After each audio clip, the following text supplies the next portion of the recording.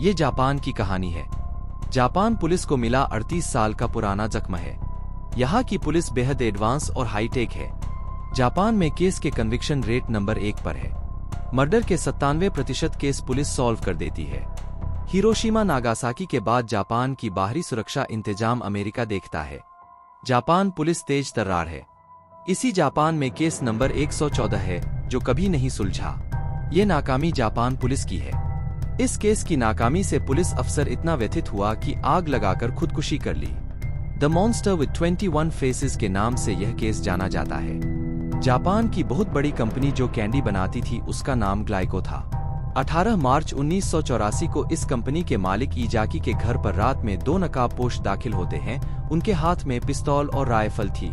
ईजाकी के घर के 2 हिस्से थे। एक में वो पत्नी बच्चों के साथ रहते थे जबकि दूसरे में उनकी मां रहा करती थी।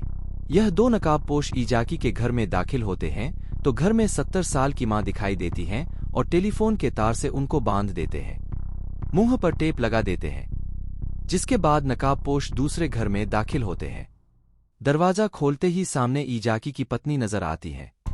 दोनों नकाबपोश ईजाकी की पत्नी को भी तार से बांधने लगते हैं। तभी वो बोलती हैं कि तुमको क्या चाहिए, कितना पैसा चाहिए। नकाबपोश है कि हमें पैसा नहीं कुछ और चाहिए। इतना बोलने के बाद नकाबपोश ईजाकी की पत्नी के मुंह पर टेप और हाथों को टेलीफोन के तार से बांध देते हैं। दोनों ईजाकी की तलाश शुरू करते हैं। बाथरूम में आवाज सुनकर जाते हैं तो बाथटब में ईजाकी दोनों बच्चों को नहला रहे थे। ईजाकी नग्न अवस्था में थे।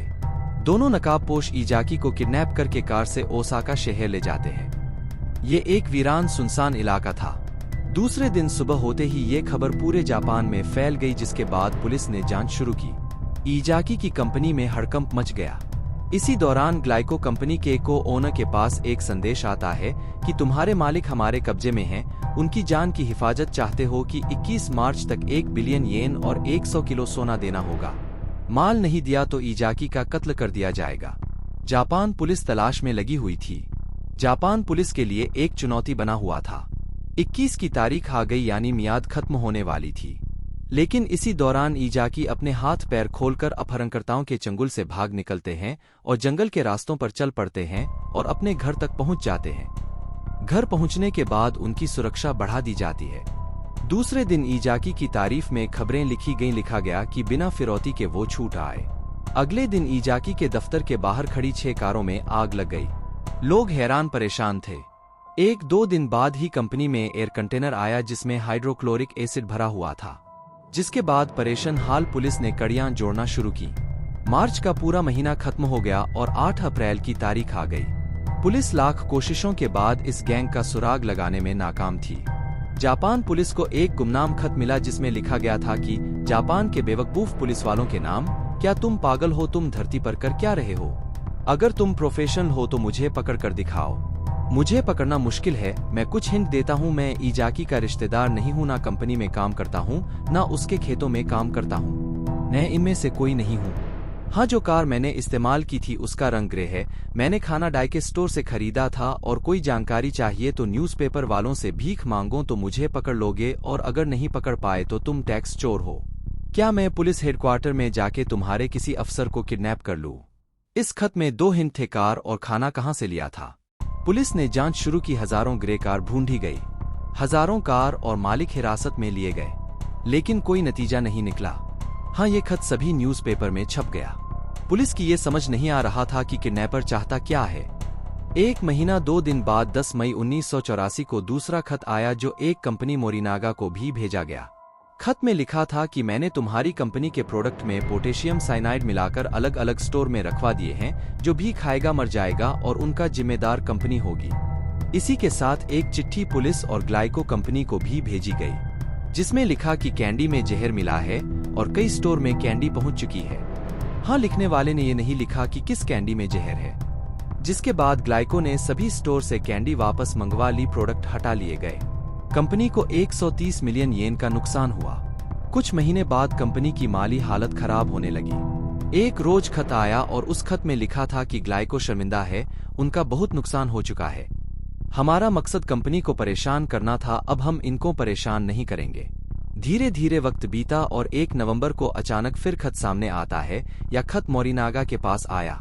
खत में मोरिनागा के प्रेसिडेंट को लिखा कि तुमने हमारी पावर देख ली होगी, बात नहीं मानी तो कंपनी डुबा दूंगा, हमें 200 मिलियन येन चाहिए। खत के बाद कंपनी में हड़कंप मच गया। इसकी जांच भी जापान पुलिस ने कर दी। फिर एक खत आया कि कैंडी में फ्लेवर लगा दिया है, जो भी खाएगा मारा जाएगा। ये जहरीला फ्लेवर 10 डिब्बों में लगाया गया है, हर बॉक्स में खत भी रखा है। जिसके बाद कंपनी ने सभी स्टोर से कैंडी वापस ले ली। पुलिस ने सीसीटीवी देखे तो एक शख्स कैंडी के डिब्बों में कुछ रखता दिख रहा है। ये डिब्बे भी मिल गए, बाकायदा उसमें खत भी रखे थे।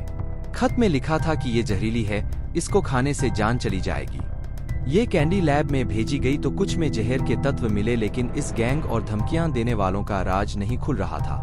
पुलिस परेशान थी, चिट्ठियां लगातार आ रही थी। इसी के चलते 1.25 लाख लोगों से पूछताछ की जा चुकी थी। सैकड़ों गैंग से पूछताछ हुई, लेकिन खुलासा नहीं हुआ।